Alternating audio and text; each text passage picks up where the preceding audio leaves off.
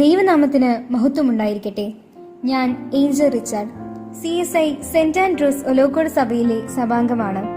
Journey through the സാംസിന്റെ 13ാം ദിവസത്തിലേക്ക് ഏവർക്കും സ്വാഗതം. ഇന്ന് നമ്മൾ ചിന്തിക്കുന്ന വേദഭാഗം സങ്കീർത്തനം 10ന്റെ 10 മുതൽ 18 വരെയുള്ള വാക്യങ്ങളാണ്. 9ാം സങ്കീർത്തനത്തിന്റെ തുടർഗീതമാണ് 10ാം സങ്കീർത്തനം എന്ന് പറഞ്ഞു കേട്ടിട്ടുണ്ട്. ഇതിന് കാരണം ഈ സങ്കീർത്തനത്തിന് മുകളിൽ ഒരു ശീർഷകം നമുക്ക് കാണുവാൻ കഴിയുന്നില്ല എന്നതാണ്. സങ്കീർത്തനം 9ഉം 10ഉം എന്നുള്ളത് ഇരട്ട സങ്കീർത്തനങ്ങളാണ്. ബാബിലോൺ പ്രവാസകാലത്ത് ഇസ്രായേൽ മക്കൾ അനുഭവിച്ച പ്രയാസങ്ങളും ദുരിതങ്ങളുമാണ് ഈ ഭാഗത്ത് വിവരിച്ചിരിക്കുന്നത്. തങ്ങളെ ഉപദ്രവിക്കുന്ന ദുഷ്ടന്മാരുടെ മേൽ ന്യായവിധി നടത്തുന്നതിന് ദൈവത്തോടുള്ള പ്രാർത്ഥനയായിട്ടാണ് ഈ സങ്കീർത്തനത്തെ എഴുതിയിരിക്കുന്നത്. ദൈവം നിരപരാധികൾക്കെതിരായ ദുഷ്ടന്മാരുടെ അടിച്ചമർത്തൽ അവസാനിപ്പിക്കും എന്നതാണ് ഈ സങ്കീർത്തനത്തിന്റെ പ്രധാന ആശയം. 10ാം സങ്കീർത്തനത്തിന്റെ 1 മുതൽ 11 വരെയുള്ള വാക്യങ്ങളിൽ ദാവീദ് ലോകത്തിലെ ദുഷ്ടതയെക്കുറിച്ച് പരാമർശിക്കുന്നു. ദൈവത്തിന്റെ മഹത്തായ സൃഷ്ടിയും അവന്റെ സഭയും ഇന്ന് അവനെ അപമാനിക്കുന്നു എന്ന് പറയുന്നു. ഇതിൽ 1 മുതൽ 4 വരെയുള്ള വാക്യങ്ങളിൽ ദുഷ്ടന്മാർക്കെതിരെയുള്ള ദൈവത്തിന്റെ നിഷ്ക്രിയത്വത്തെ ചോദ്യം ചെയ്യുന്നു. 5 മുതൽ 7 വരെയുള്ള വാക്യങ്ങളിൽ ദുഷ്ടന്മാരുടെ അഹങ്കാരത്തെ എടുത്തു കാണിക്കുന്നു. 8 മുതൽ 11 വരെയുള്ള വാക്യങ്ങളിൽ ദുഷ്ടന്മാരുടെ ആക്രമണവും ഭൂഷണവുമാണ് കാണുവാൻ സാധിക്കുന്നത്. അവർ രഹസ്യ ഇടങ്ങളിൽ ഒളിച്ച് അവരെ ഉപദ്രവിക്കുന്നു.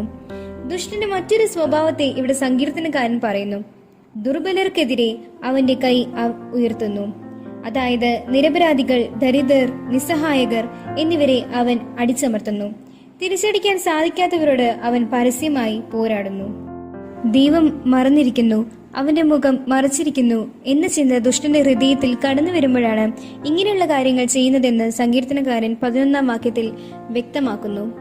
10ാം സങ്കീർത്തനത്തിന്റെ 1ഉം 11ഉം വാക്യങ്ങൾ പരിശോധിക്കുമ്പോൾ 1ാം വാക്യത്തിൽ ഭക്തനുണ്ടായ തോന്നലാണെങ്കിൽ 11ാം വാക്യത്തിൽ ദുഷ്ടന്റെ നിരൂപണങ്ങളാണ് നമുക്ക് കാണുവാനായി സാധിക്കുന്നത്.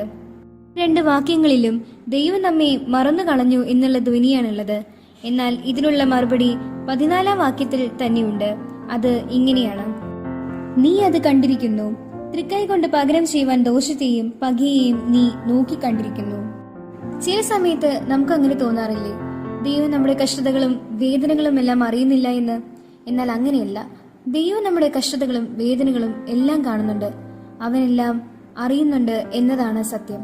ദൈവം നമ്മുടെ വേദനകളുടെ വേളയിൽ നമ്മെ വിട്ട് മാറി നിൽക്കുകയില്ല. അവൻ നമ്മുടെ ചാരെ വരും. കഷ്ടതകളിൽ അവൻ ഏറ്റവും അടുത്ത തുണയായിരിക്കും. ദൈവം മറയുമോ? ഇല്ല, അവൻ മറയുകയില്ല. ചില സമയങ്ങളിൽ അവൻ കടന്നു പോകുന്നതായി ഭാവിക്കാറുണ്ട്. വേദപുസ്തകത്തിലെ ഒരു സംഭവം ഞാൻ ഇവിടെ ഉദ്ധരിക്കാം. മർക്കോസ് എഴുതിയ സുവിശേഷം 6:48 കടൽക്ഷോഭമുണ്ടായ വേളയിൽ യേശു ക്രിസ്തു കടൽ തിരമാലകളുടെ മീതെ നടന്ന് അവരുടെ അടുക്കിലേക്ക് വന്നു. അവരെ കടന്നു പോകുവാനായി ഭാവിച്ചു. പക്ഷേ അവർ അവനെ വിളിച്ചു, ക്ഷണിച്ചു. യേശു പടകിലേക്ക് കയറി ആ കാറ്റിനെയും കടലിനെയും ശാന്തമാക്കി. ഇങ്ങനെ അവർ അവരുടെ തകർച്ചയുടെ വേളയിൽ യേശുവിനെ അടുക്കിലേക്ക് വിളിച്ചപ്പോൾ അവൻ അവരുടെ അടുക്കിലേക്ക് പോയി അവരുടെ ദുരിതങ്ങൾക്കും പ്രയാസങ്ങൾക്കും എല്ലാം പരിഹാരമുണ്ടാക്കി കൊടുത്തു. 13ാം വാക്യത്തിൽ ദൈവത്തോടുള്ള ഒരു ഭക്തന്റെ പ്രാർത്ഥനയാണ് നമുക്ക് കാണുവാനായി സാധിക്കുന്നത്. ആ പ്രാർത്ഥനയുടെ മറുപടി 18ാം വാക്യത്തിലും നമുക്ക് കാണാം. യഹോവേ, നീ സാധുക്കളുടെ അപേക്ഷ കേട്ടിരിക്കുന്നു, അവരുടെ ഹൃദയത്തെ നീ ഉറപ്പിക്കുകയും നിന്റെ ചെവി ചായച്ച് കേൾക്കുകയും ചെയ്യുന്നു. ദൈവം പറയുന്നു, ഒരമ്മ തന്റെ കുഞ്ഞിനെ മറന്നാലും ഞാൻ നിങ്ങളെ മറക്കുകയില്ല. അതെ, കർത്താവ് നമ്മെ കൈവിടുകയില്ല. എബ്രായർക്ക് എഴുതിയ ലേഖനം 13:5 ഞാൻ നിന്നെ ഒരു നാളും കൈവിടുകയില്ല, ഉപേക്ഷിക്കുകയുമില്ല. അതെ, നമ്മുടെ കർത്താവ് നമ്മെ കൈവിടുകയില്ല എന്നതാണ് സത്യം. ഓർക്കുക, ദൈവം നിങ്ങളുടെ ചില പ്രാർത്ഥനകൾക്ക് മറുപടി നൽകാതിരിക്കുന്നത് കാരണങ്ങളുണ്ടാകും.